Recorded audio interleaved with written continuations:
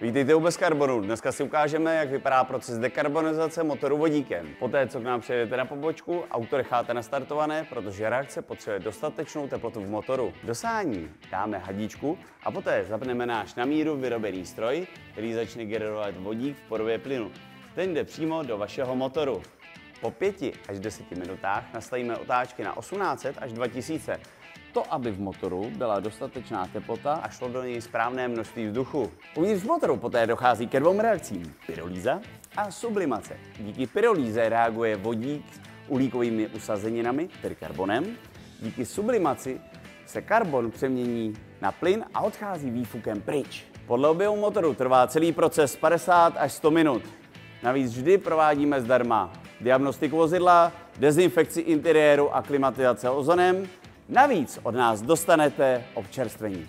Po dokončení procesu zaděláme sání, nalepíme vám nálepku o dekarbonizaci, předáme certifikát o provedení dekarbonizace a můžete si užít lepší vlastnosti vašeho miláčka. Bez karbonu jede motor lépe.